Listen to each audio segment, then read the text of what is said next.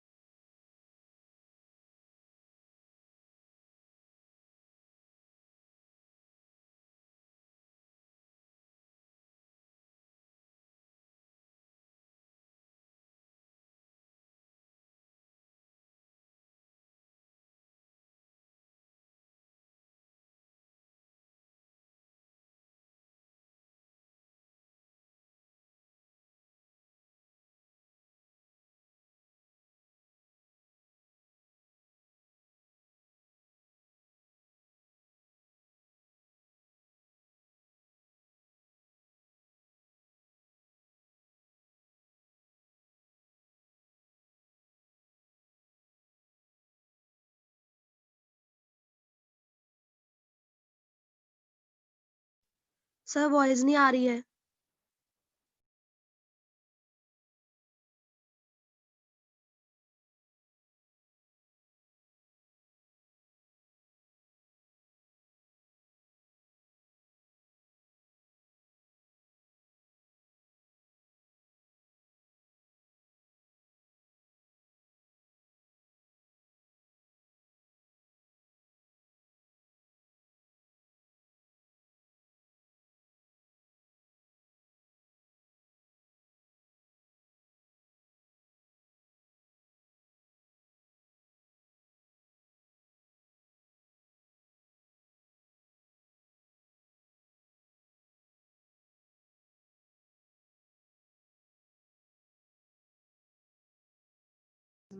Sir voice नहीं आ रही।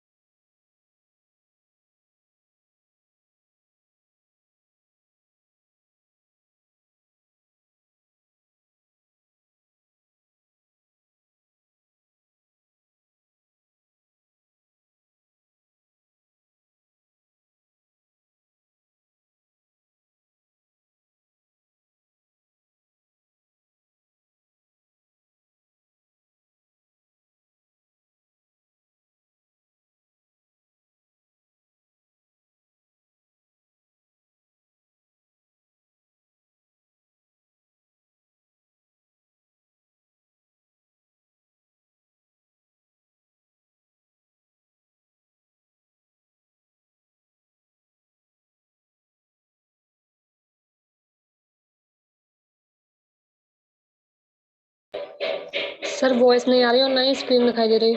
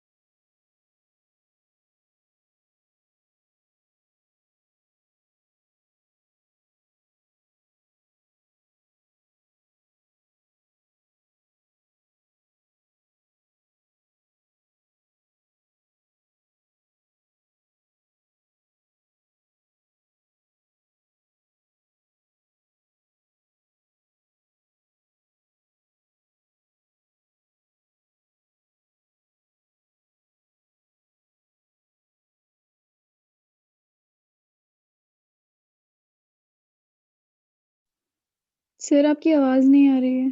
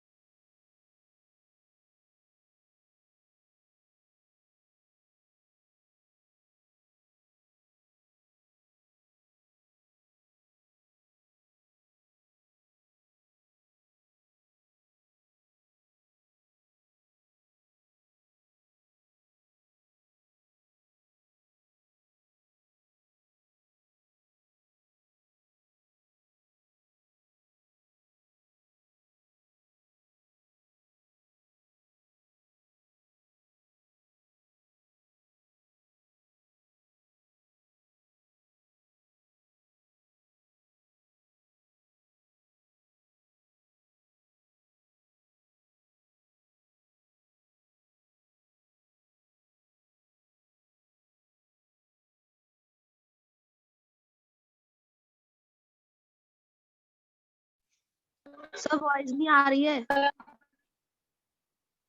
हाँ सर, ना तो स्क्रीन दिख रही ना वॉइस आ रही। अरे यार बोल सर ना।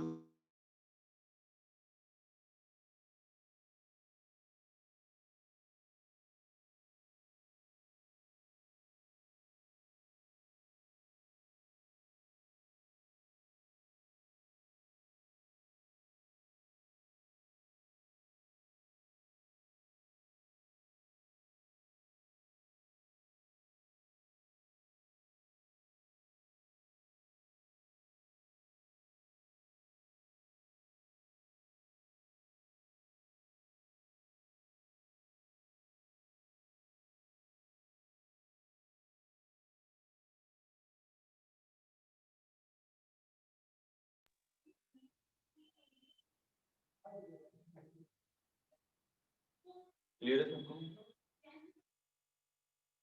अब आवाज आ रही है आप लोगों को? हाँ सर, अब आई है। ठीक है।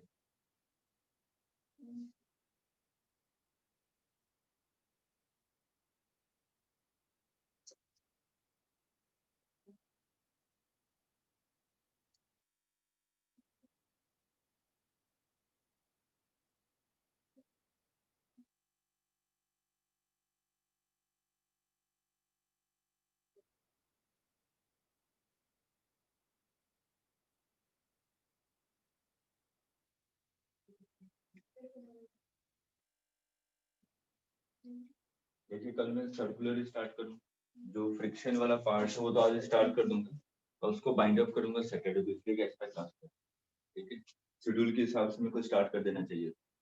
फ्रिक्शन कल खत्म हो जाना चाहिए, कल खत्म नहीं हो पाए, इसलिए सर्कुलर स्टार्ट में इसलिए एक्स्ट्रा लेक्चर ले रहा हूँ सैटरडे।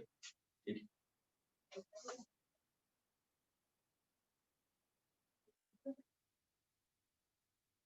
नोट कर लिया?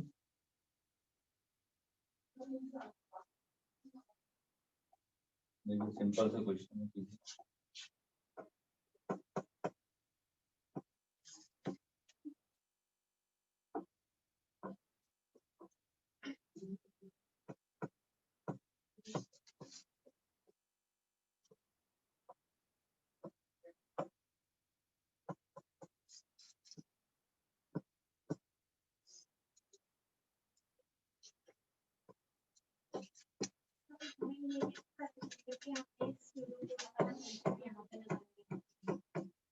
क्वेश्चन को पकड़ के हमें समझना पड़ेगा, तो ऑब्जर्वर को मैं कैसे लूं ताकि क्वेश्चन इजी हो। इसलिए प्रैक्टिस अभी हम लोग जैसे ही फ्रिक्शन सर्कुलर खत्म करेंगे आपको समझ में आ जाएगा कि हाँ कैसे हमें नॉन नेचुरल फ्रेम को लेना। ठीक है, इसलिए उस टाइप के क्वेश्चन करवा।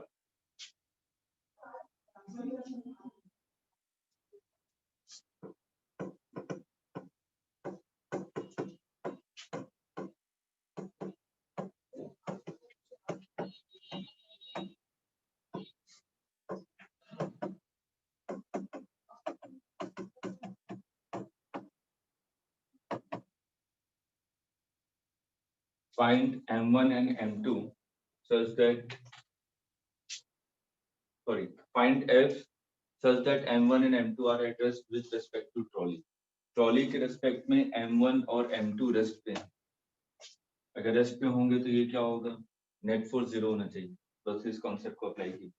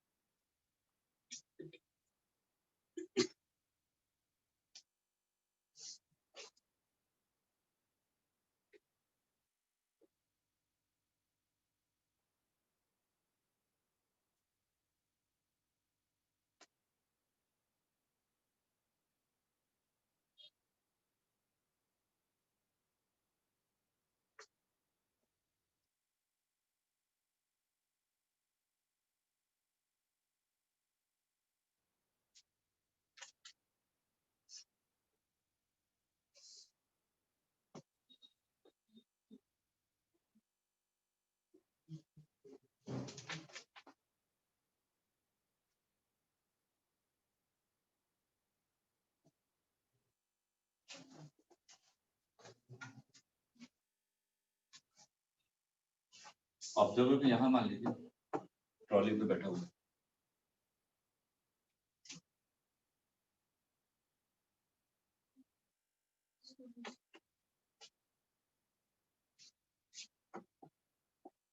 देखिए अगर M1 M2 रेस्ट पे हैं इसका मतलब ये तीनों तो एक साथ ही मूव कर रहे होंगे आगे की तरफ. मैंने कहा ए एक्सीलरेशन से मूव कर. ठीक है, एक मिनट ट्राई कीजिए. आंसर मेरे को ही करना ही पड़ेगा.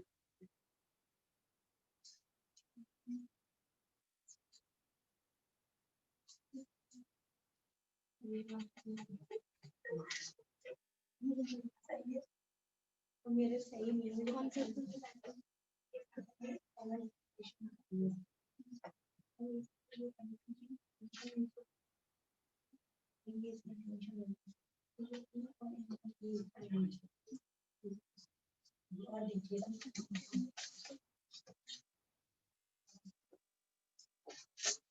चल रहा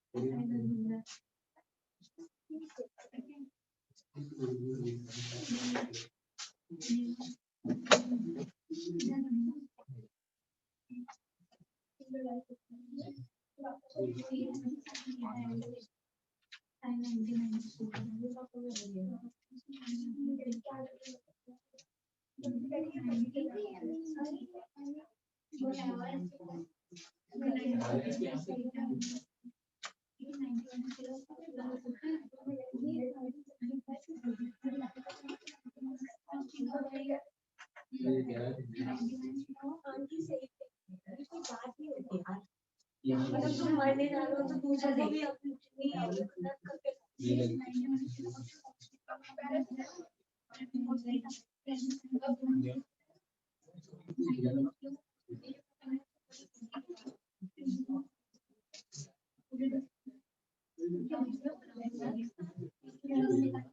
भैया बोल रहे हैं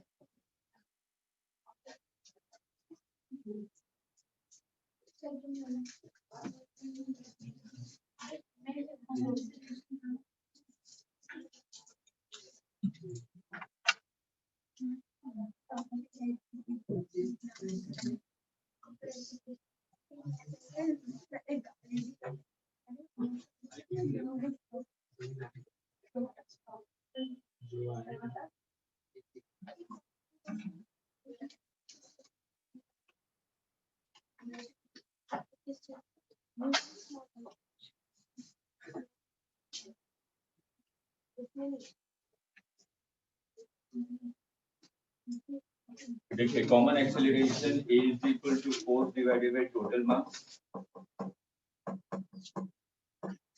ठीक है। अब ऑब्जर्वर अगर यहाँ पे है तो इसको देखेगा तो इस पे एक सूडो फोर्स लगेगा अपोजिट डायरेक्शन में m1 into a, और यहाँ पे क्या लग रहा होगा टेंशन। अगर हम लोग यहाँ पे बात करें तो नीचे लग रहा है m2g और ऊपर लग रहा है टेंशन। इधर की तरफ क्या लगेगा m2 है, ठीक है। ऑब्जर्वर ये देखना हमेशा सूडो लगेगा जिस भी ऑब्जेक्ट को देखेगा। यहाँ पे क्या लग रहा होगा नॉर्मल। अगर मैं m2 को देखूं तो m2 तो सिर्फ इस डायरेक्शन में मूव कर सकता है, ये रेस्ट पे इसका मतलब m2g should be equal to ठीक है।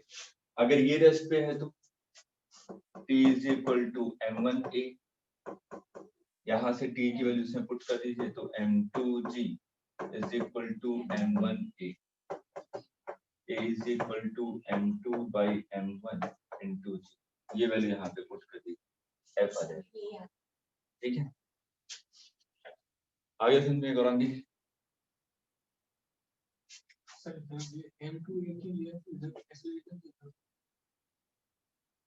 ऑब्जर्वर का एक्सेलरेशन किस डायरेक्शन, तो c2 कहाँ है?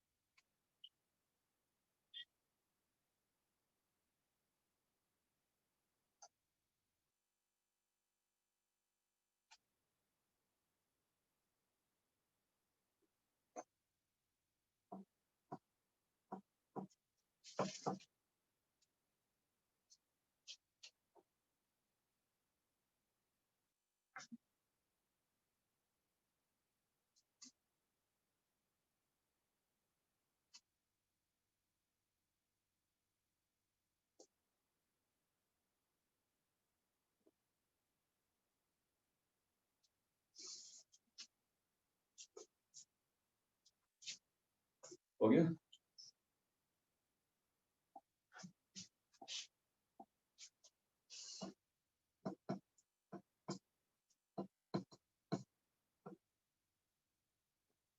देखिए फ्रिक्शन मोस्ट इंपॉर्टेंट टॉपिक,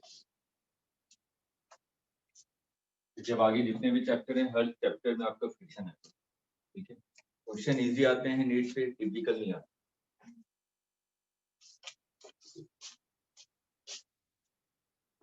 अब देखिए मैंने कहा कि एक ऑब्जेक्ट है, ये रेस्ट पोजीशन पे, मैंने कोई फोर्स अप्लाई नहीं, ठीक।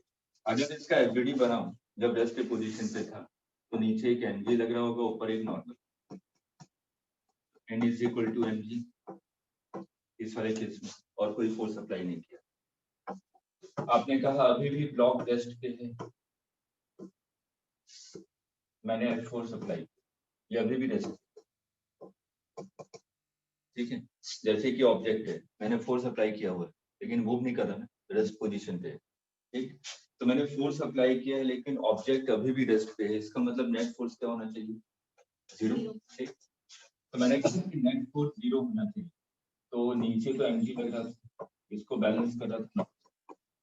अब यहाँ पे देखिए, अगर नेट फोर्स को 0 करना है, इसका मतलब वर्टिकल डायरेक्शन में तो नॉर्मल और mg बैलेंस है, लेकिन हॉरिजॉन्टल डायरेक्शन में फोर्स होना चाहिए जो कि इस अप्लाइड फोर्स को क्या करे, बैलेंस करे, ठीक है। तो एक ही चीज थी जो कि यहाँ पे फोर्स अप्लाई कर सकता था, वो था कॉन्टेक्ट सरफेस, ठीक है। तो कॉन्टेक्ट सरफेस के टेंजेंशियल डायरेक्शन में जो फोर्स लगता है उसको हम लोग कहते हैं फ्रिक्शन, ठीक है, टेंजेंशियल कॉन्टेक्ट फोर्स।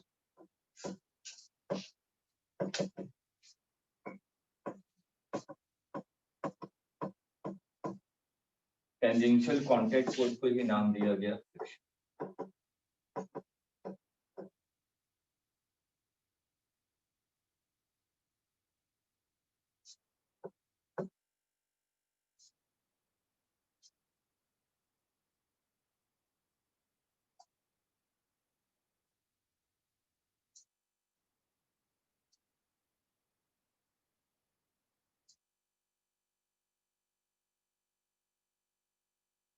ये चीज जरूर मेंशन कर लीजिए, फ्रिक्शन हमेशा कॉन्टेक्ट सरफेस के टेंजेंशियल डायरेक्शन में लगता है, या सिंपल अलोंग द सरफेस लगता है।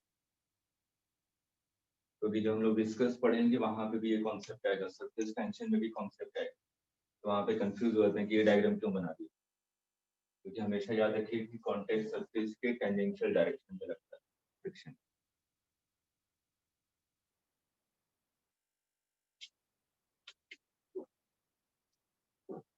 निकलिए।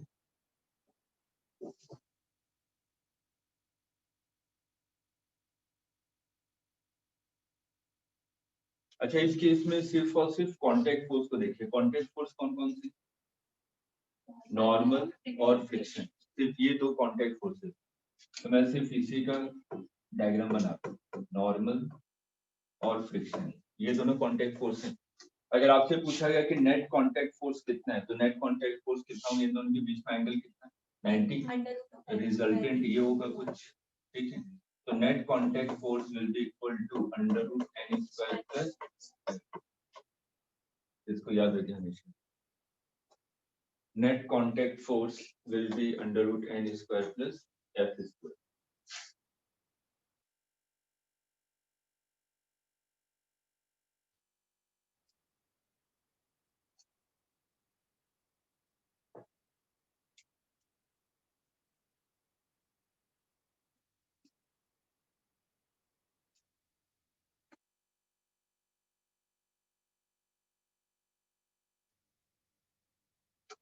क्लियर है?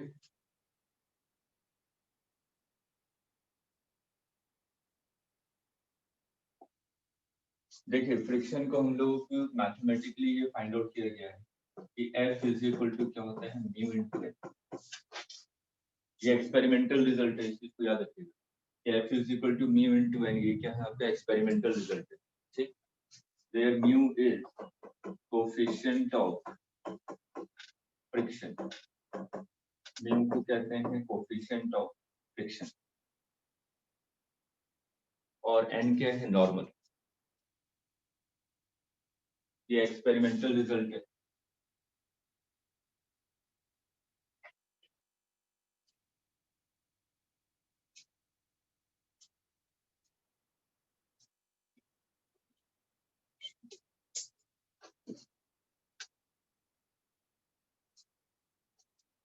अब देखिए, जैसे कि मैंने कहा कि ये ऑब्जेक्ट अभी भी आपका रेस्टिव पोजीशन पे, ये बुक रखा हुआ, ठीक है, ये रेस्टिव पोजीशन पे, मैंने कोई फोर्स अप्लाई नहीं किया हुआ, तो यहाँ पे mg को कौन बैलेंस कर रहा होगा, नॉर्मल, ठीक है। अब मान लीजिए कि इसी को, ये सरफेस है, ये ग्राउंड मान लीजिए, कोई सा भी सरफेस है, इस पे ऑब्जेक्ट रखा हुआ है, ठीक। तो यहाँ पे mg को कौन बैलेंस करेगी, रेस्ट पे, ठीक है। तो mg को कौन बैलेंस कर रहा है, नॉर्मल, यहाँ पे फ्रिक्शन की वैल्यू 0, मैंने कोई अप्लाई फोर्स ही नहीं किया, ठीक। अब इस केस में क्या करूं, मैंने फोर्स अप्लाई किया इस डायरेक्शन में, ठीक है, ये फोर्स अप्लाई किया, ये अभी भी रेस्ट पोजीशन पे, ठीक। तो इस केस में फ्रिक्शन किसके इक्वल होगा,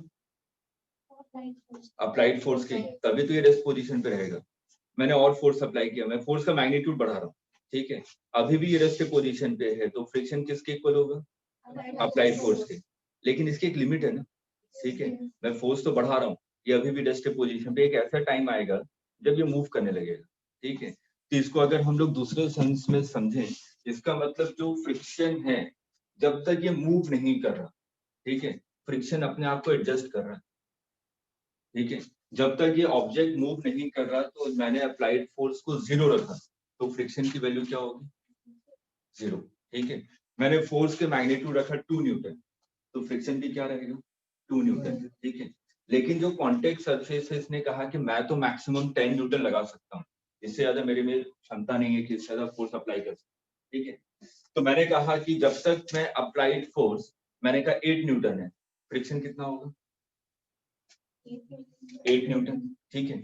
अब मैंने कहा कि 10 न्यूटन है अप्लाइड फोर्स, फ्रिक्शन की वैल्यू, अगर मैंने 12 न्यूटन अप्लाई कर दिया तो ऑब्जेक्ट मूव करने लगेगा, ठीक है। अगर ऑब्जेक्ट मूव करने लगा तो फ्रिक्शन कहेगा कि मेरी तो लिमिटेशन थी 10 न्यूटन तक, जब तक रेस्ट पोजीशन पे था, मैं 0 से लेकर 10 तक जा सकता था, अप्लाइड फोर्स 0 था, फ्रिक्शन की वैल्यू 0 थी, अप्लाइड फोर्स 5 न्यूटन था, फ्रिक्शन की वैल्यू 5 न्यूटन थी, 10 न्यूटन था अप्लाइड फोर्स, फ्रिक्शन की वैल्यू 10 न्यूटन थी। लेकिन अगर 10 से जैसे ही मैंने एक्सीड किया अप्लाइड फोर्स को, फ्रिक्शन की वैल्यू फिर से चेंज हो जाएगी, उसकी लिमिटेशन थी कि मैं इसको रोकने के लिए यहां तक मैक्सिमम फोर्स लगा सकता हूँ, ठीक है।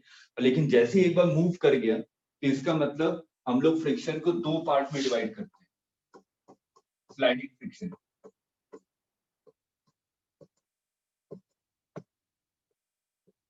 एक होता है आपका स्टैटिक फ्रिक्शन,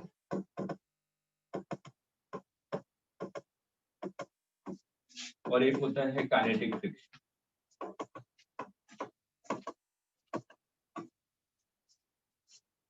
स्टैटिक फ्रिक्शन का मतलब क्या हो गया, then there is no relative motion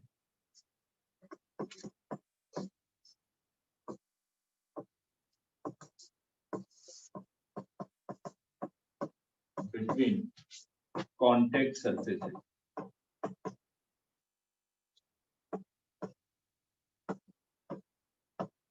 जब तक कांटेक्ट सरफेसेस के बीच में कोई भी रिलेटिव मोशन नहीं रहता है, तब तक स्टैटिक फ्रिक्शन लगता है। स्टैटिक का मतलब ये है कि कांटेक्ट सरफेस के बीच में रिलेटिव मोशन क्या है, 0, ऑब्जेक्ट रेस्ट पे है, दूसरे ऑब्जेक्ट के रेस्ट पे।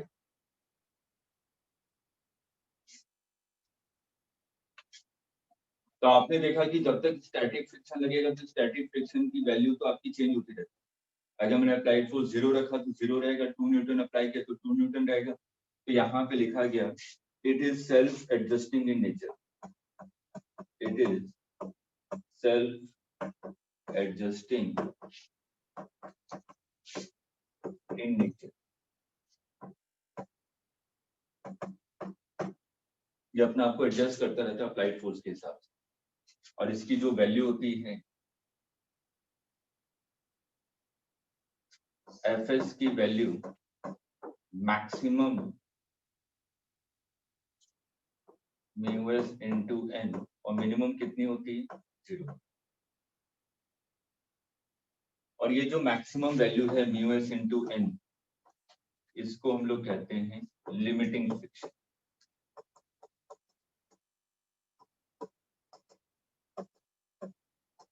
और मैक्सिमम स्टैटिक फ्रिक्शन।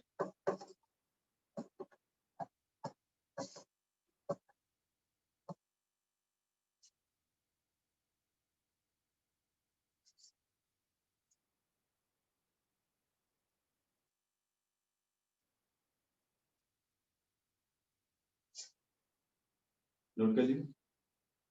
अब देखिए काइनेटिक फ्रिक्शन, काइनेटिक फ्रिक्शन क्या होता है, when there is relative motion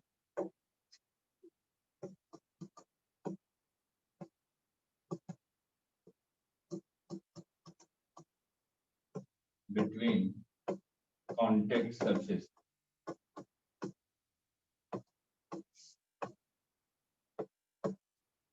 और एफ के की वैल्यू होती है म्यू के इनटू एन, और ये कांस्टेंट।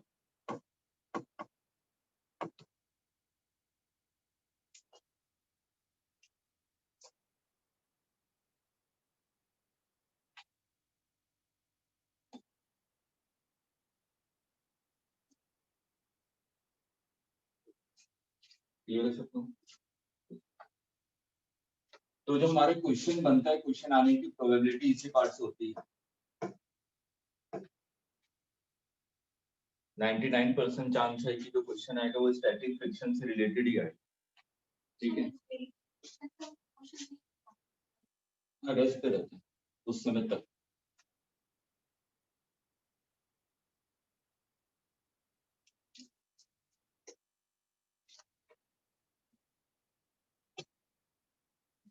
अब देखिए यहाँ पे आपने दो टर्म इंट्रोड्यूस किए थे। म्यूएस का मतलब क्या हुआ? कोएफिशिएंट ऑफ स्टैटिक फ्रिक्शन,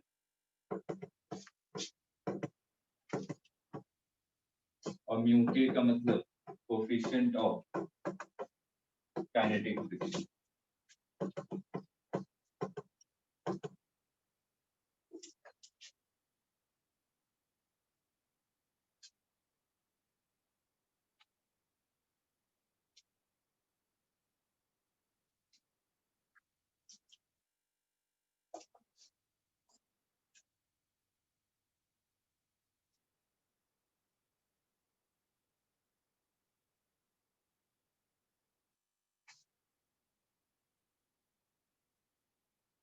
अब देखिए एक बार क्वेश्चन पूछा गया कि जो फ्रिक्शन की वैल्यू है वो कांटेक्ट एरिया पे डिपेंड करता है।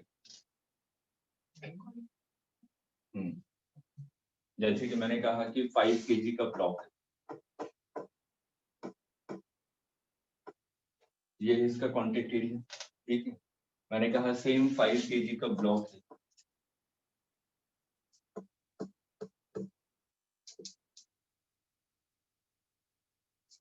ठीक है, तो किसमें फ्रिक्शन की वैल्यू ज्यादा होगी?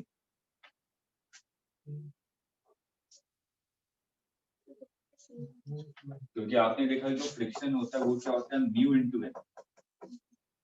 ठीक है, तो म्यू तो कांस्टेंट है, वो तो कांटेक्ट एरिया पे डिपेंड करेगा, मतलब कांटेक्ट सरफेस पे डिपेंड करेगा कि उसका नेचर क्या है।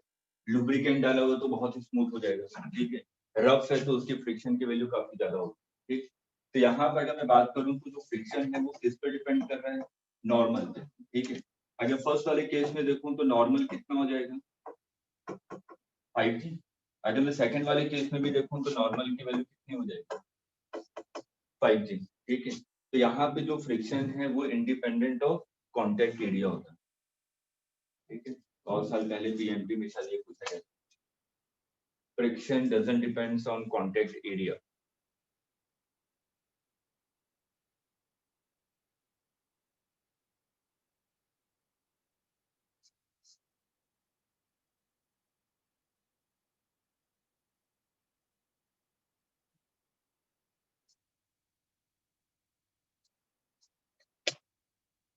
अब देखिए जो स्टैटिक फ्रिक्शन है, क्वेश्चन आने की प्रोबेबिलिटी मैंने क्यों कही कि स्टैटिक फ्रिक्शन से ज्यादा है? स्टैटिक फ्रिक्शन से क्वेश्चन आने की प्रोबेबिलिटी इसलिए ज्यादा है क्योंकि उसकी वैल्यू देखिए 0 से लेकर मैक्सिमम तक वेरी करती है। ठीक है, तो 0 से लेकर मैक्सिमम तक वेरी कर रही है, इसलिए उस पर क्वेश्चन आने की प्रोबेबिलिटी है कि हर एक क्वेश्चन पे फ्रिक्शन की वैल्यू अलग अलग है। मैंने कोई फोर्स अप्लाई नहीं किया तो 0 है। ठीक है, मैंने 2 न्यूटन का फोर्स अप्लाई किया तो फ्रिक्शन की वैल्यू 2 न्यूटन है। ठीक है, 3 किया तो 3 है। तो ये अपने आप को एडजस्ट कर रहा है अप्लाइड फोर्स के हिसाब से। तो हमेशा क्वेश्चन में हमें ये देखना पड़ेगा कि कहीं पे ऑब्जेक्ट रेस्ट पे तो नहीं है। ठीक है, 99% चांसेस हैं कि ऑब्जेक्ट रेस्ट पे होते हैं। ठीक, और उसी पे क्वेश्चन पूछा जाता है।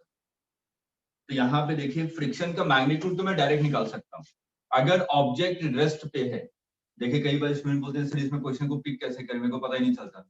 ठीक है, ध्यान से जो पॉइंट बोल रहा हूँ उसको लिख लीजिए और उसको याद रखिए हमेशा। पहले सुनिए ध्यान से मैं क्या कह रहा हूँ।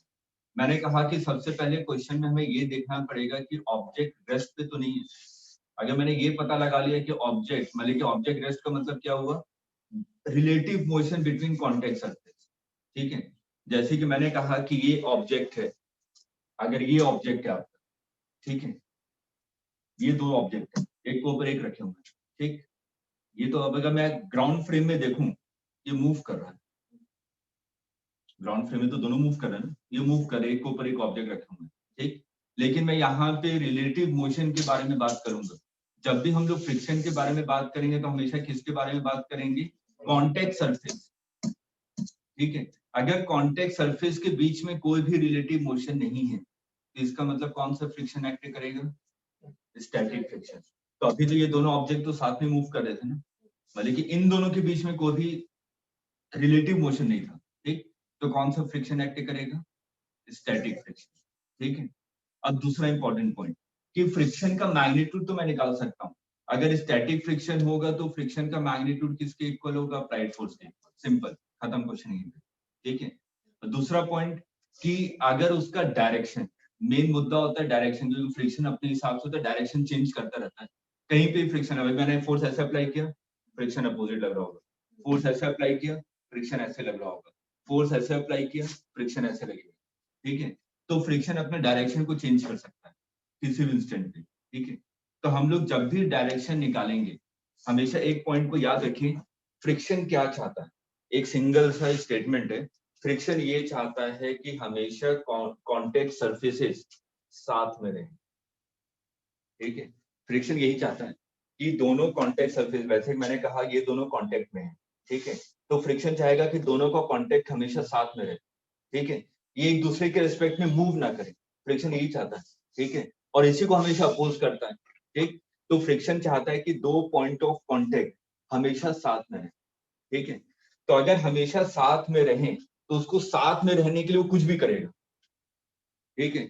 या तो अगर स्टैटिक फ्रिक्शन लगाना है तो अपने मैग्नीट्यूड को बढ़ाएगा, मैक्सिमम तक लेके जाएगा, ठीक है। और दूसरा अपने डायरेक्शन को चेंज करता रहेगा ताकि वो रेस्ट पे रहे, दोनों एक दूसरे के साथ में रहे, ठीक है। तो क्योंकि सर्कुलर में क्वेश्चन बनता है, हम लोग बैंकिंग ऑफ लोड ये सब पढ़ते हैं, उसमें कई सारे क्वेश्चन आते हैं आपके, ठीक है। सर्कल में ऐसे मूव कर रहा हूँ, डिस्क को उसके ऊपर एक ऑब्जेक्ट को रख दिया, वहां पे आप लोग क्या करते हैं, ज्यादातर नीट वाले उसको रटने की कोशिश करते हैं। ऐसा क्वेश्चन है कि इसको ऐसे कर दें, ऐसा आगे इस फॉर्मूले को रट जाओ, ये कर दें। मैं कोई फॉर्मूला नहीं रटवाऊंगा फ्रिक्शन में, सिर्फ कॉन्सेप्ट को अगर आपको क्लियर हो गया तो कैसे भी टिपिकल मतलब कि मेंस लेवल के क्वेश्चन आराम से कर सकते हैं, ठीक है। 2-4 क्वेश्चन करवाऊंगा अच्छे, ठीक है। तो हमेशा फ्रिक्शन क्या चाहता है कि कांटेक्ट सरफेस हमेशा आपके साथ में रहे, ठीक। अब हमारा मेन मुद्दा होता है डायरेक्शन कैसे निकालें। जब भी किसी भी क्वेश्चन को सॉल्व करेंगे हम लोग क्या मान के चलेंगे, सभी सरफेसेस कैसे हैं? स्मूथ। आज के लेक्चर से पहले हम लोग यही मानते हुए सब क्वेश्चन को कर रहे थे, ठीक है। स्मूथ थे, हम लोग डायरेक्शन निकाले थे किस डायरेक्शन में ऑब्जेक्ट मूव कर रहा है, ठीक। तो जिस डायरेक्शन में ऑब्जेक्ट मूव करेगा उसके अपोजिट डायरेक्शन में फ्रिक्शन लगेगा। हम लोग सबसे फर्स्ट स्टेप में हेडिंग डाल लीजिएगा, how to decide direction of friction, how to decide direction of friction.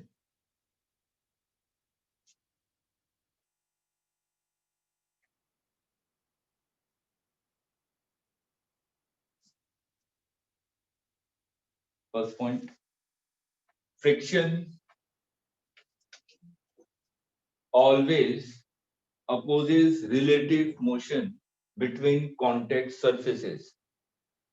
Friction always opposes relative motion between contact surfaces.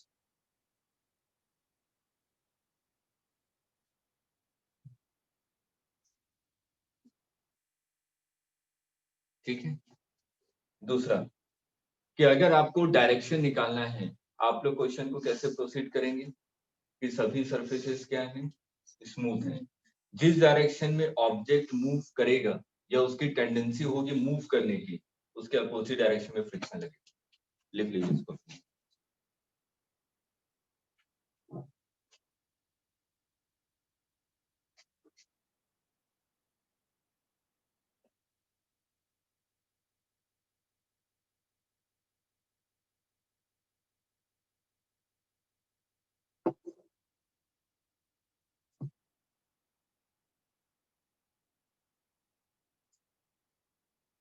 आप लोग ये मानेंगे सभी कॉन्टेक्ट सरफेसेस आपके स्मूथ हैं। उसके बाद देखिए ऑब्जेक्ट किस डायरेक्शन में मूव करेगा या टेंड्स टू मूव होगा, उसके अपोजिट डायरेक्शन में फ्रिक्शन लगेगा।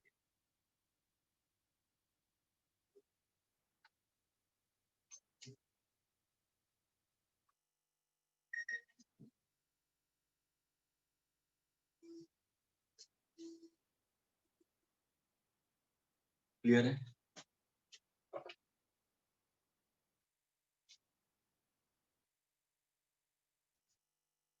Third point, they always form action reaction pair. They always form action reaction pair. Friction हमेशा एक्शन रिएक्शन पेयर फॉर्म करता है. applied force of friction. नहीं, ये तो मैंने कहा ही. ऐड मत कीजिए अपने हिसाब से. ये मत सोचिए कि मैं कोई सेंटेंस भूल गया. ठीक है. They always form action reaction pair.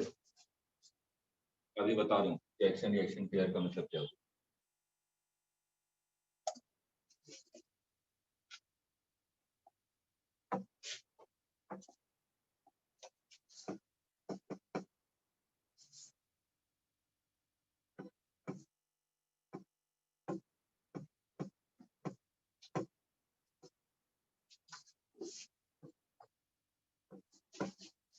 हम लोग सिर्फ फ्रिक्शन का डायरेक्शन निकालना है.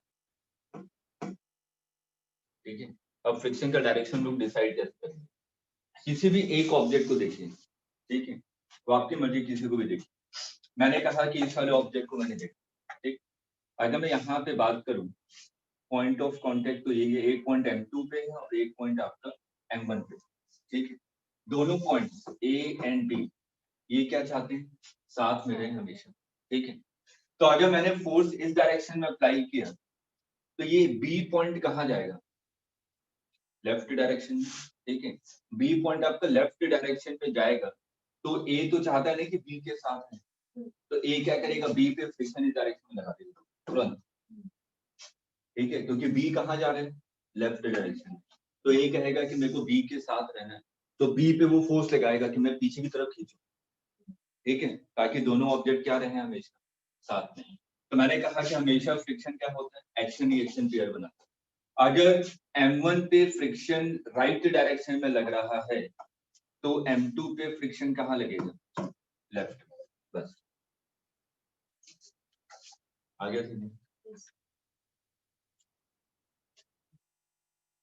इसको थोड़ा एक्सप्लेन करके लिख लीजिएगा कि डायरेक्शन कैसे निकाला.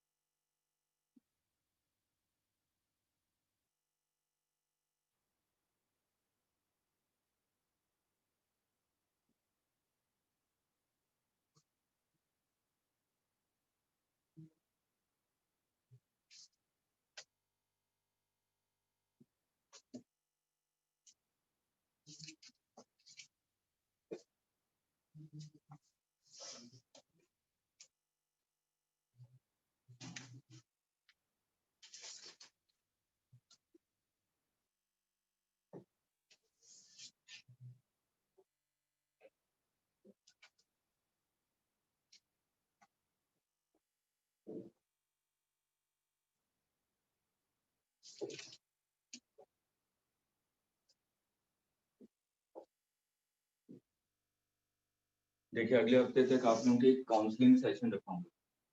ठीक है.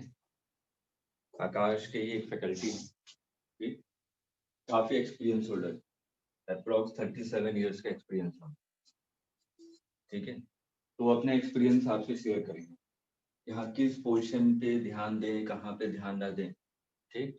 और उनकी बातों को थोड़ा ध्यान से सुनिएगा, क्योंकि उनका ये है कि अगर उन्होंने कह दिया कि हाँ इस पोजीशन से आता है तो आएगा ही आएगा. आप अपने वीक पॉइंट बताइए उनको हर एक सब्जेक्ट में. ये नहीं कि वो बायो के फैकल्टी हैं तो आप उनको फिजिक्स नहीं पूछ सकते. उनको फिजिक्स की बहुत अच्छी नॉलेज और केमिस्ट्री की बहुत अच्छी नॉलेज. ठीक है. वो आपको नीड के हिसाब से दे, जिसको 37 ईयर्स का एक्सपीरियंस है तो सोच लीजिए वो कि कम से कम प्रिडिक्शन उसका 80% एक्यूरेट होगा कि हाँ कि किस पोर्शन पे ज्यादा क्वेश्चन आपके पूछे जाएंगे, कहाँ से क्वेश्चन आने की प्रोबेबिलिटी इस बार ज्यादा है, किन किन चीजों पे आपको ज्यादा फोकस करना है। ठीक है, कई बार होता है कि मैं किसी चैप्टर में, जैसे कई बार आपके माइंड में आएगा कि सर ने फ्रिक्शन में तो सिर्फ 2 ही लेक्चर लिए, इसमें तो सर को और लेक्चर लेने चाहिए। ठीक है, लेक्चर लेने के लिए नहीं, मैं तो कह रहा हूँ पैरेलली आप लोगों का इवनिंग में चल रहा है आईआईटी का बैच, फ्रिक्शन उसमें चलाऊंगा 5 दिन लगातार कंटिन्यूएशन में बोलूंगा फ्रिक्शन के बारे में, क्योंकि उनके में पूछा जाता है उस लेवल का। ठीक, आपके में सिंपल लेवल का क्वेश्चन पूछा जाता है, लेकिन आप लोगों की देखिए स्टूडेंट लाइफ में हमेशा रहता है कि उसको हमेशा सीखने की आदत होती है, जिसको आदत है, लेकिन हर एक की बात नहीं कर रहा, मैं कह रहा हूँ जिसको आदत होती है उसको लगता है कि इसमें मेरे को कॉन्सेप्ट क्लियर नहीं है, और क्वेश्चन की प्रैक्टिस करूं, और क्वेश्चन की प्रैक्टिस करूं, पता चला इस बार इस पे क्वेश्चन ही नहीं आया और मैंने पूरे 10 दिन इसमें बर्बाद किए। मैं इसको बर्बाद कहूंगा, ये नहीं कहूंगा कि मैंने नई चीज सीखी। नई चीज सीखने का था 11th और 12th, जिसमें हम लोग डीप जाते थे, टाइम देते थे पूरा। ठीक, लेकिन इस समय क्या है, लिमिटेड टाइम है, लिमिटेड टाइम की क्वालिटी होना चाहिए, इसको कहते हैं स्मार्ट स्टडी। ठीक है, अभी बिल्कुल लेबर की तरह काम नहीं करना है कि बस दिन भर करते जाओ करते जाओ करते, रिजल्ट कुछ नहीं आया। ठीक, हमें फोकस करना है इंपॉर्टेंट पॉइंट्स पे। तो आप लोग 1 हफ्ते का टाइम इसलिए दे रहा हूँ ताकि अपने आपके जो जो माइंड में क्वेश्चंस हैं एक जगह कम से कम लिख लीजिए कि हाँ इस टाइप के क्वेश्चन आपके माइंड में आ रहे हैं कि केमिस्ट्री में किस पोर्शन पे ध्यान दें, ये मेरे को नहीं आता कि इसको पढ़ूं या ना पढ़ूं। ठीक, मैं ऐसे एक बार एग्जांपल देता हूँ, एग्जाम से जस्ट 1 दिन पहले एक स्टूडेंट ने मेरे को कॉल किया, बोला सर केमिस्ट्री में मेरे को ये समझ में नहीं आ रहा कि मैं कैसे क्या करूं। मैंने उन्हीं से डायरेक्ट बात कराई थी क्योंकि मेरे को पता था कि ये क्वेश्चन पूछा जाता है एग्जाम। वो बोला था मेरे को पढ़ना ही नहीं, जैसे बायोमोलिकुल्स। ठीक है, तो उसमें आपका है ना बायोमोलिकुल्स, केमिस्ट्री में भी आता है, बायो में भी आता है। ठीक है, तो उसमें एनसीईआरटी में देखिए बहुत सारी रटने की चीजें। ठीक, तो उसके बाद सर ने मैंने उनसे काउंसलिंग कराई 15 मिनट की, क्योंकि मेरे को पता था उसमें से क्वेश्चन आएगा ही आएगा। ठीक, उन्होंने बोला बोला सर इतना तो नहीं पढ़ पाऊंगा। बोला ठीक है, मैं तुम्हें बोलता हूँ, ये सिर्फ 5 पॉइंट याद रखो। ठीक है, मेरे ख्याल से बायोमोलिकुल से 3 क्वेश्चन आ गए, तो वो सिर्फ 5 ही पॉइंट से आ गए। ठीक है, उस स्टूडेंट ने ऐसा मेरे को अगले दिन बताया कि जो सर ने मेरे को बताया ना, तो मेरे को सिर्फ 10 मिनट लगा उसको पढ़ने में, क्योंकि मैंने पूरा चैप्टर ही छोड़ के रखा हुआ। उन्होंने बोला सिर्फ 5 पॉइंट्स को एनसीईआरटी में लिखा हुआ है, ये पैरा यहाँ पे है, इसको पढ़ो इसको पढ़ो इसको पढ़ो, बस छोड़ दो। और वो अगले दिन आ गया, तो वो एक्सपीरियंस था। ठीक है, एक्सपीरियंस नॉलेज दोनों में बहुत डिफरेंस होता है, इसलिए हर एक इंस्टीट्यूट में एक एक्सपीरियंस होल्डर होता है और एक नॉलेजेबल पर्सन, दोनों साथ में चलते हैं। तो नॉलेज वाला होता है ना, वो कभी कभी लगता है कि वो किसी पार्ट में बहुत ज्यादा डीप ना चला जाए पढ़ाते पढ़ाते, स्टूडेंट को बहुत इंटरेस्ट आता है, सर ने तो आज बहुत अच्छा लेक्चर दिया। एक्सपीरियंस वाला बताता है आपका लेक्चर बिल्कुल बर्बाद गया क्योंकि एग्जाम में नहीं आया। ठीक है, कोटा इंडस्ट्री यही है, वहां पे सिर्फ कॉपियां भरवाई जाती हैं और नीट में रिक्वायरमेंट ही नहीं है कॉपी भरने की। नीट में रिक्वायरमेंट है कि मिनिमम पढ़ें, मैक्सिमम मार्क्स गेन करें। ठीक है, मैक्सिमम पढ़ना है बायो में पढ़िए, जितना ज्यादा डीप पढ़ना है, जितनी चीजें पढ़नी है, लेकिन एनसीईआरटी के बाहर में चाहिए। ये आपको सर भी कहते होंगे कि एनसीईआरटी के बाहर नहीं जाना, एनसीईआरटी के अंदर ही रह के पढ़ना, जितनी चीजें पढ़नी है। ठीक, तो इसलिए मैं बोल रहा हूँ कि वो एक्सपीरियंस, उनकी बातों को सुनिएगा ध्यान से, वो कोई भी हो। ठीक है, क्योंकि बहुत रिक्वेस्ट करने के बाद वो रेडी हुए हैं, मैं बहुत दिन से 2-3 महीने से उनके पीछे लगा हुआ हूँ कि सर एक काउंसलिंग सेशन ले लीजिए, एक काउंसलिंग सेशन ले लीजिए। उन्होंने बोला कि अगले 10 दिन में एक दिन डिसाइड कर लेंगे। ठीक है, तो अपने जो भी physics chemistry math physics chemistry bio इससे रिलेटेड जो भी आपके दिमाग में हो कि हाँ इसको कैसे करना है, इस पे ज्यादा फोकस करें या ना करें। ठीक है, फिजिक्स में कौन से क्वेश्चन पे ध्यान दें। ठीक, वैसे तो सब पॉइंट्स मैंने बताए हुए हैं, लेकिन तब भी उनकी बातों को ध्यान से सुनिएगा। ठीक है, केमिस्ट्री वाले सर ने भी बताए होंगे, तो उनके एक्सपीरियंस का फायदा जरूर उठाइएगा, नहीं तो उस 15-20 मिनट का काउंसलिंग सेशन कोई मतलब नहीं होगा कि वो आए उन्होंने बोला और आपने एक कान से सुना दूसरे कान से निकाल दिया, कि कोई फायदा नहीं मिलेगा उनके आने का। ठीक है, अगर कोई आ रहा है तो उसका फायदा जरूर उठाए। ठीक, अब बीच में कभी लगेगा कि एग्जाम से पहले भी 1-2 काउंसलिंग करवा दूंगा, कि एन वक्त पे उनके पीछे स्टूडेंट्स की भीड़ होती है बहुत, वो कभी भी खाली नहीं बैठते, भले खाली लेक्चर भी होता है ना, कम से कम 100-150 स्टूडेंट को घेर के खड़े रहते, कुछ ना कुछ कि सर ये बता दीजिए, इसी का बता दीजिए, इसमें कौन सा पॉइंट्स पढ़े। फिजिक्स पढ़ा नहीं सकते लेकिन पॉइंट जरूर बता सकते हैं, क्योंकि बायो के फैकल्टी है, ठीक है। और मेरे से अगर कोई मेरे से केमिस्ट्री के बारे में पूछे तो मैं बता सकता हूँ, पढ़ा नहीं सकता, ठीक है। मेरे को छोड़े हुए केमिस्ट्री कम से कम हो गया 22 साल हो गए, ठीक है। तो इसलिए तो उसी तरीके से उनको पॉइंट्स पता है कि हाँ इन चीजों को मेरे को छोड़ना नहीं है, ठीक है। उनको पूरा सिनेरियो पता है कि हाँ कैसे पिछले 37 ईयर से पेपर में डाइवर्जन आया, कभी किस पैटर्न पे पूछा गया, फिर पैटर्न कैसे चेंज हुआ, किस चीज पे नीट अब ज्यादा फोकस करता है, ठीक है। पीएमटी सीपीएमटी होता था, इस बार प्रोबेबिलिटी किस चीज की ज्यादा है, क्योंकि एम्स आया है ना, एम जब से आया है तब से प्रोबेबिलिटी पता है बहुत, अभी भी मेरे माइंड में भी है कि कहीं क्वेश्चन टिपिकल ना पूछ दे, क्योंकि एम्स हलवा तो देगा नहीं, जाओ मार्क्स लो एडमिशन लो, ठीक है। अब फर्स्ट साल था, पहले साल तो प्रेडिक्शन हर एक की रहती है कि वो इजी देगा, क्योंकि पहला एक्सपेरिमेंट हमेशा इजी किया जाता है, क्योंकि पहले एक्सपेरिमेंट में बवाल मच गया तो उसको एक्सपेरिमेंट को फिर फेलियर माना जाता है, ठीक है। इसलिए आसान रखा गया ताकि सबको लगे कि हाँ नीट का लेवल पे ही है सब कुछ, लेकिन इस बार हो सकता है थोड़ा सा चेंज कर। अब चेंज कौन करेगा? फिजिक्स, ये तो मैं गारंटी ले रहा हूँ। अगर टिपिकल बना तो फिजिक्स ही बना सकता है, और कुछ नहीं। केमिस्ट्री और बायो में टिपिकल नहीं जाएगा, एनसीईआरटी लेवल पे रहेगा, ये भी एनसीईआरटी लेवल पे रहेगा। एनसीईआरटी के क्वेश्चन मत कीजिएगा फिजिक्स के, कई सारे क्वेश्चन उसमें एडवांस लेवल के हैं।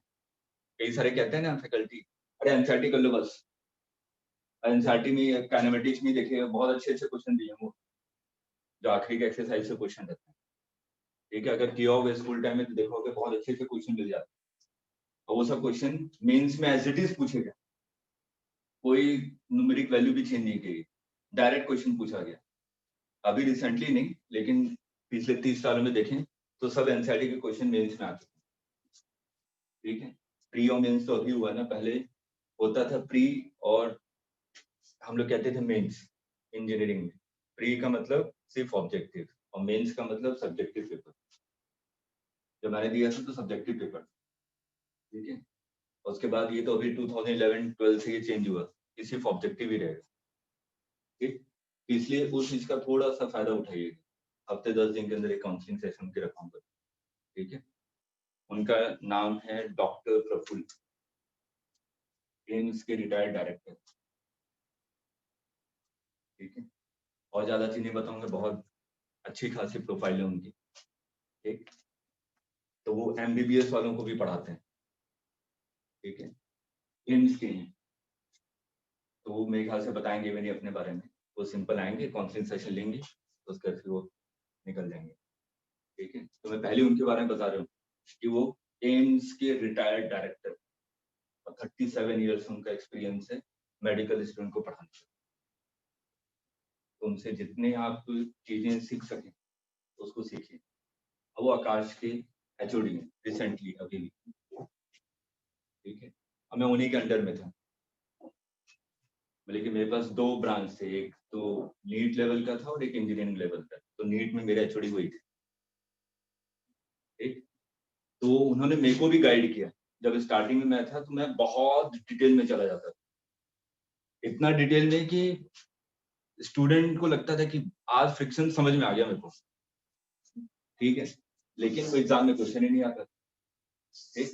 तो उन्होंने स्टार्टिंग में मेरे को 2-3 महीने उन्होंने मेरे को गाइड किया कि सर इतना डिटेल में मत जाइए, मेडिकल में नहीं आता, क्योंकि मेरा बैकग्राउंड था इंजीनियरिंग का। मैं नीट में आया तो मेरे को लगा कि अब इसी लेवल से पढ़ाना है, नीट का लेवल मेरे को पता नहीं था। सब एक्सपीरियंस होता है ना, धीरे धीरे एक्सपीरियंस आता है। तो उन्होंने 1-2 महीने में मेरे को चीजें बताई कि सर इतना नहीं, यहीं तक ही रोक दीजिए, अब इसके आगे नहीं जाना है।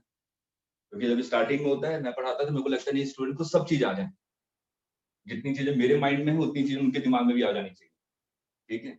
उसके कारण स्टूडेंट बिल्कुल वो हो जाता था कि उससे आज तक पहले इतना पढ़ा ही नहीं, तो अभी पढ़ने से क्या फायदा, ठीक है। तो 1-2 महीने में चीजें उन्होंने मेरे को सुधारी कि नहीं इतना डिटेल में मत जाइए और कोई फायदा नहीं है, ठीक। तो इस चीज का फायदा आपको जाएगा जिसमें आप लोग सोचते हैं कि मेरे को डिटेल पढ़ना है, खासतौर पे फिजिक्स में तो गाइड कर ही रहा हूँ, लेकिन साथ साथ में किसी में लगे कि हाँ इसमें मैं डिटेल पढ़ रहा हूँ, मैं 2 महीने से इसी चीज को पढ़ रहा हूँ। ठीक है, एक इस समय पॉइंट्स बता रहा हूँ आपको कि कौन कौन से पॉइंट्स आपको ध्यान में रखने हैं पूछते समय, और एक बार लिख जरूर लीजिए। कई बार होता है ना कि आपके दिमाग में 10 क्वेश्चन आ रहे होंगे कि हाँ ये क्वेश्चन मैं पूछूंगा, और जिस समय हुआ और उस समय आपके दिमाग में 3-4 क्वेश्चन ही स्किप कर गए। ठीक है, इसलिए उसको रिटर्न वर्क में रहेगा तो आसानी होगी। ठीक है, और उसके अलावा तो मसूद सर ये भी बहुत अच्छे एक्सपीरियंस होल्डर है। ठीक है, लेकिन हमेशा जितने लोगों से आप एक्सपीरियंस शेयर करेंगे हमेशा फायदा होगा, इस चीज का ध्यान रखिएगा। किसी से भी, मैं तो आज भी कोई स्टूडेंट भी कोई अच्छा ब्रिलियंट स्टूडेंट मिल जाता है, उससे भी सीखने में मेरे को प्रॉब्लम नहीं आता। कई बार होता है कि मैं क्वेश्चन करता हूँ, लेंदी मेथड चला जाता है क्वेश्चन करते करते। ठीक, वो पता नहीं चलता, वो तो क्वेश्चन ठीक हुआ। आपकी क्लास में मैंने एक क्वेश्चन शायद एक बार करवाया था, एक क्वेश्चन ही था, इंजीनियरिंग में करवाया था, वो 30 सेकंड में कर दिया था, और उस समय पता नहीं कौन सा दिमाग में क्लिक किया, मैंने उस मेथड से कर दिया।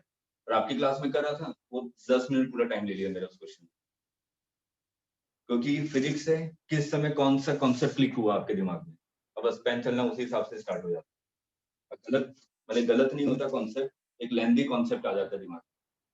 ठीक है, इसलिए कहा जाता है कि नीट वालों को प्रैक्टिस की रिक्वायरमेंट ज्यादा है, इंजीनियरिंग वालों को कॉन्सेप्ट की रिक्वायरमेंट ज्यादा है। दोनों में ये डिफरेंस है। आप जितनी प्रैक्टिस करेंगे, एक ही तरह के क्वेश्चन अगर 10-15 करेंगे तो आपको लगेगा कि हाँ इस टाइप के क्वेश्चन में यही शॉर्टकट ट्रिक है, बस इसी को पकड़ना है इस टाइप के क्वेश्चन में। अगर दूसरा पकड़ लिया तो फिर वो लेंदी चला जाएगा। पेपर हार्ड नहीं आता, 3 घंटे का पेपर उसको अगर आपको पूरे एक दिन दे दिया जाए, 90% स्टूडेंट उसको सॉल्व करते हैं आराम से। ठीक है, लेकिन उसमें क्या है कि 1 घंटे में सॉल्व करना आपको 45 क्वेश्चन, तब पेन कहीं ना कहीं डगमगाता है। तो उस प्रेशर के समय और उतने कम ड्यूरेशन में वो चीजें क्लिक भी करनी चाहिए और तुरंत सॉल्व भी होनी चाहिए। और उसमें अगर एक गलत मेथड एक लेंथी मेथड क्लिक करिए तो एक क्वेश्चन आपका 10 मिनट लगेगा, लगभग उसने अगले 5 क्वेश्चन को खराब कर दिया अगर 10 मिनट एक क्वेश्चन ने ले लिया। ठीक है, अब यहाँ पे अगर मैं ग्राफ की बात करूं, अभी तक आपने क्या समझा कि जो स्टैटिक फ्रिक्शन है, जब तक बॉडी रेस्ट पे रहेगी, स्टैटिक फ्रिक्शन किसके इक्वल होगा? Applied force. हमेशा इस चीज को याद रखिएगा। तो अगर जब तक बॉडी रेस्ट पे है तो स्टैटिक फ्रिक्शन आपकी अप्लाइड फोर्स के इक्वल होगी।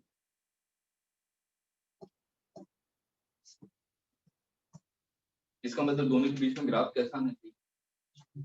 Straight line. अप्लाइड फोर्स 0 है तो 0 होगा, जैसे जैसे बढ़ते जाएगा ये भी बढ़ती जाएगी वैल्यू।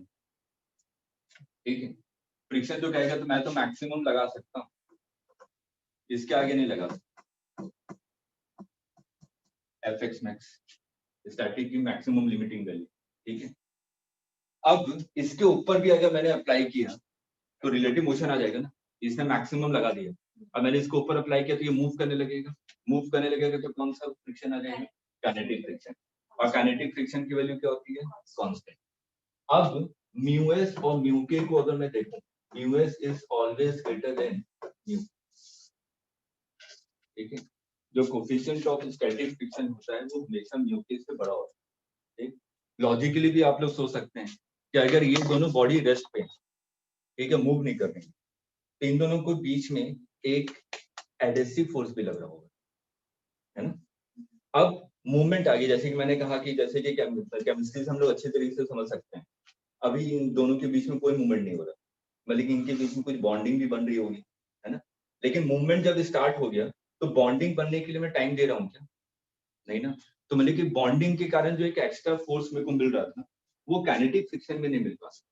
ठीक है, इसलिए म्यू एस की वैल्यू आपके म्यू के से बड़ी होती है। ठीक, अगर मैं यहाँ पे काइनेटिक फ्रिक्शन की बात करूं तो काइनेटिक फ्रिक्शन क्या होगा? लिमिटिंग फ्रिक्शन से थोड़ा सा छोटा होगा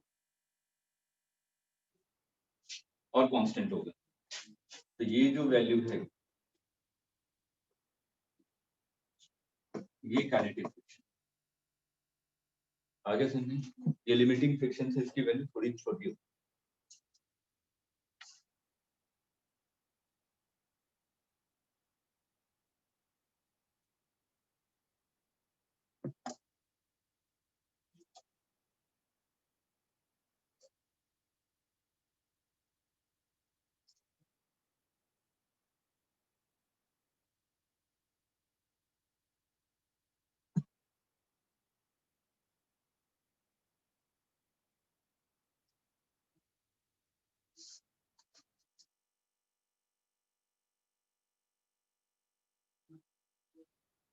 तो ये वाला रीजन कौन सा हो गया? Static region. जब तक बॉडी रेस्ट पे, जब मोशन में आ जाएगा तो काइनेटिक रीजन।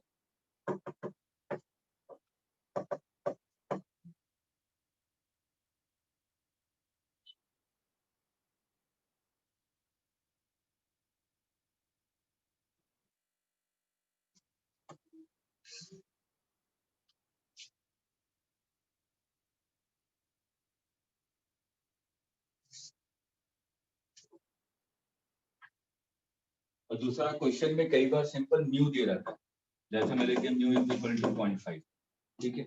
इसका मतलब क्या, म्यू एस और म्यू के दोनों की वैल्यू क्या है, सेम है। अगर जब तक क्वेश्चन में मेंशन ना किया गया हो अलग से, तो हम लोग क्या मान के चलेंगे, म्यू एस और म्यू के की वैल्यू क्या है, सेम है। लिख लीजिए, अगर सिंपली म्यू दिया हुआ है इसका मतलब म्यू एस एंड म्यू के बोथ आर सेम।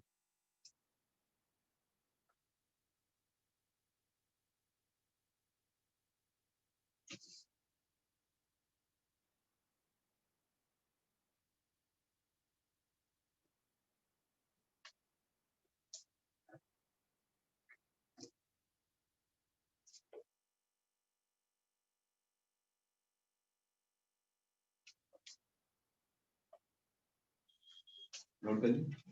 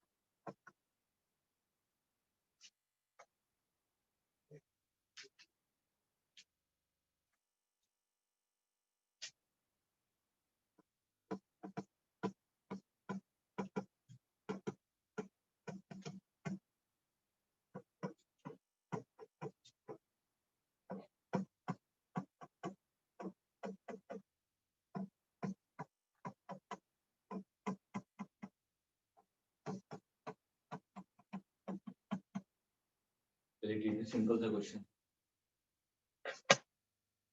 यहाँ पे बॉडी का मास दिया हुआ है, म्यू एस और म्यू के की वैल्यू दी हुई है और अप्लाइड फोर्स अलग अलग। तो चारों केसेस में आपको बताना है कि फ्रिक्शन की वैल्यू क्या होगी। फर्स्ट स्टेप हमेशा ध्यान में रखिएगा, जैसे फ्रिक्शन का क्वेश्चन है आप लोग क्या करेंगे, एफ के की वैल्यू निकाल लीजिए और एफ एक्स मैक्स निकाल लीजिए। First step F X max देखिए कितना है और एफ के की वैल्यू कितना है, उसके बाद फिर क्वेश्चन को प्रोसीड कीजिएगा।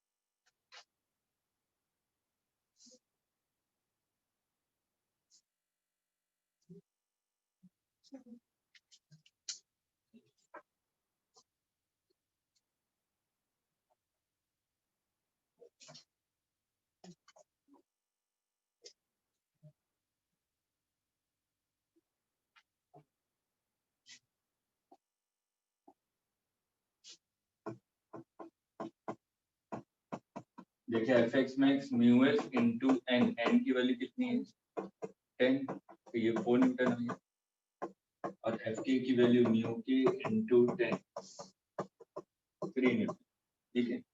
ये बॉडी कब तक रेस्ट पे रहेगी, जब तक अप्लाइड फोर्स 4 न्यूटन को एक्सीड ना करे, ठीक है। तो 4 न्यूटन तक तो क्या है ये रेस्ट पे, ठीक है। 4 न्यूटन तक अप्लाइड फोर्स जब तक 4 न्यूटन को एक्सीड नहीं करेगी तब तक बॉडी क्या रहेगी, रेस्ट पे। और जैसे रेस्ट पे रहेगी तो फ्रिक्शन की वैल्यू क्या होती है, अप्लाइड फोर्स के इक्वल होती है। तो बस इस वाले केस में फ्रिक्शन कौन सा होगा, स्टैटिक फ्रिक्शन 0। इस वाले केस में स्टैटिक फ्रिक्शन 2 न्यूटन। इस वाले केस में स्टैटिक फ्रिक्शन की वैल्यू 4 न्यूटन, ठीक है। फोर्थ वाले केस में देखें, जो अप्लाइड फोर्स है is greater than F X max, F X max से बड़ी है ना, 4 न्यूटन से बड़ी है। अगर 4 न्यूटन से बड़ी होगी इसका मतलब ये क्या करेगा, मूव कर जाएगा। अगर मूव करेगा तो कौन सा फ्रिक्शन आएगा, काइनेटिक, और काइनेटिक फ्रिक्शन की वैल्यू कितनी होगी, आगे सुनिए।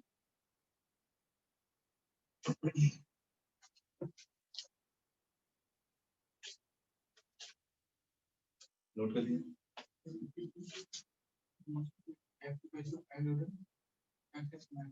एफ एक्स मैक्स 5 न्यूटन इससे बड़ा है। एफ एक्स मैक्स की वैल्यू कितनी है, 4 से बड़ा है, मतलब कि बॉडी मूव करेगी। बॉडी मूव करेगी तो कौन सा फ्रिक्शन एक्ट करेगा, काइनेटिक, और काइनेटिक की वैल्यू, ठीक है।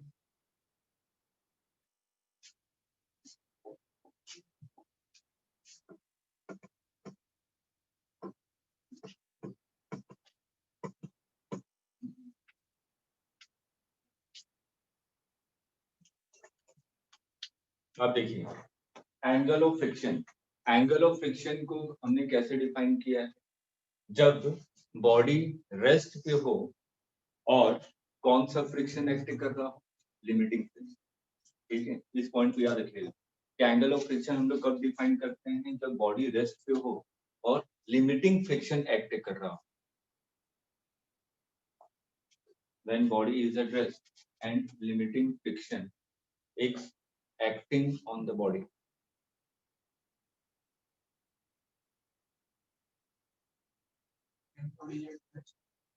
And limiting friction acting on the body.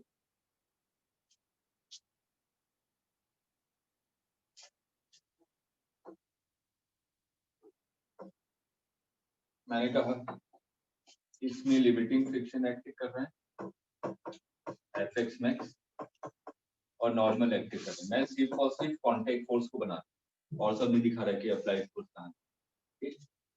तो मैंने कहा कि लिमिटिंग फ्रिक्शन एक्ट कर रहा है, नॉर्मल एक्ट कर रहा है, तो इन दोनों का रिजल्टेंट कॉन्टैक्ट फोर्स यही होगा, रिजल्टेंट कॉन्टैक्ट फोर्स।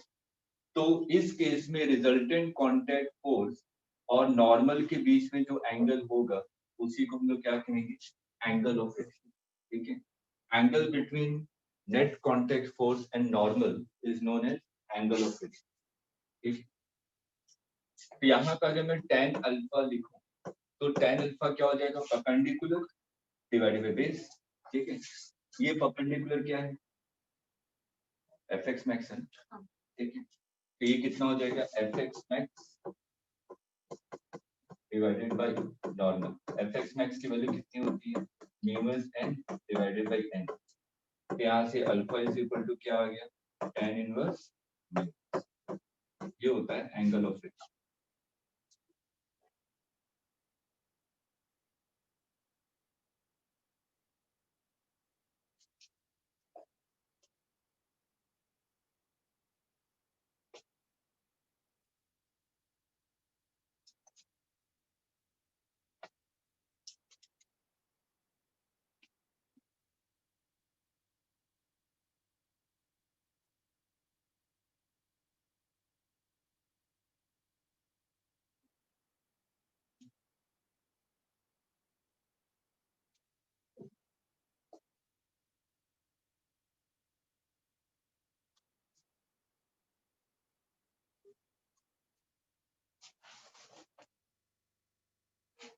नोट कर लिया।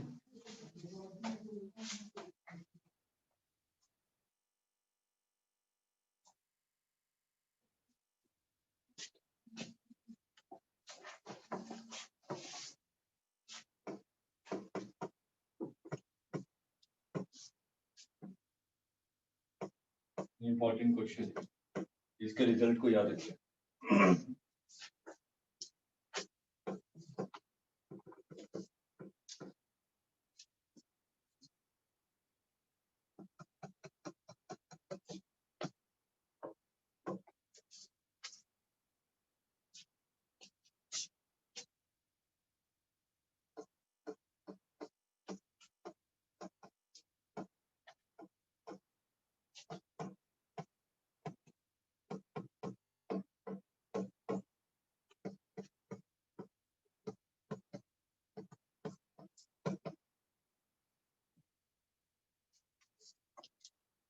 हमें एंगल निकालना है ताकि मैं मिनिमम फोर्स से बॉडी को मूव कर सकूं,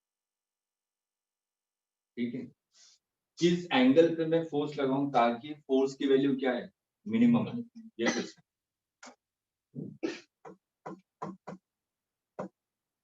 एक बार ट्राई कीजिए, जितनी चीजें पढ़ी हैं बस उसी को अप्लाई करना। पहले इसको हम लोग क्या करेंगे, एफबीडी बनाएंगे, ठीक है। इसके कंपोनेंट्स में ब्रेक कीजिए, एफबीडी ड्रॉ कीजिए। मिनिमम फोर्स की बात हो रही, जब भी क्वेश्चन में आए कि बॉडी जस्ट स्लाइड करने वाली है या मिनिमम फोर्स में कितना लगाऊं, तो इसका मतलब उस केस में कौन सा फ्रिक्शन एक्ट कर रहा होगा, लिमिटिंग फ्रिक्शन। जब तक मैं लिमिटिंग फ्रिक्शन को एक्सीड नहीं करूंगा बॉडी मूव नहीं करेगी, ठीक है।